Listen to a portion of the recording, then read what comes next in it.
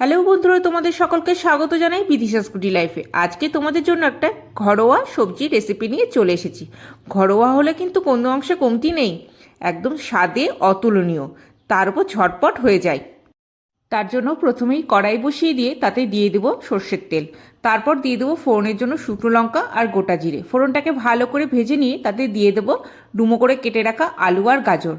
আলু আর গাজরটা একটু শক্ত, তো তাই মিনিট দুয়েক মতো একটু হালকা করে প্রথমে ভেজে নিলাম।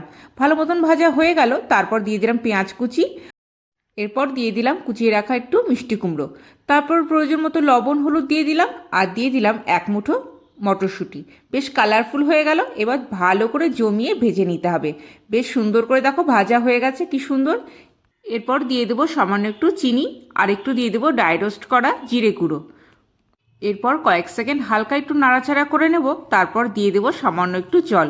ওই অল্প একটু একটু মাখো মাখো হবে বেশ তরকারিটা। জলটা দিয়ে বেশ মিনিট তিনিকের জন্য ঢাকা দিয়ে রাখবো, গ্যাসের ফ্লেমটাকে একদম লো করে। 3 মিনিট বাদে ঢাকা খুলে নিলাম, দেখো যেটুকুও জল আছে সেটুকুও শুকিয়ে যাবে। এবার গ্যাসের ফ্লেমটাকে হাই করে দিয়ে মিনিট খাটিক একটু নাড়াচাড়া করে নিতে হবে, ব্যাস তাহলেই রেডি এই সবজি। তাহলে বন্ধুরা, কেমন লাগলো এই সবজি রুটি? সকালে গরম গরম এরকম ফুলকো ফুলকো রুটির সঙ্গে, অথবা লাঞ্চ বক্স, অথবা বাচ্চাদের টিফিন বক্সের জন্য কিন্তু একদম অ্যাপ্রোপ্রিয়েট। একদম শীতে সব রকম সবজিও যাবে, ভিটামিন প্রোটিন সব যাবে। এরকম আরও রেসিপি পাওয়ার জন্য কিন্তু আমার চ্যানেলটা সাবস্ক্রাইব করতে ভুলবে না, আর ভিডিওতে লাইক করতে আর কমেন্ট করতেও ভুলবে না। তাহলে আজকে আসি, টাটা।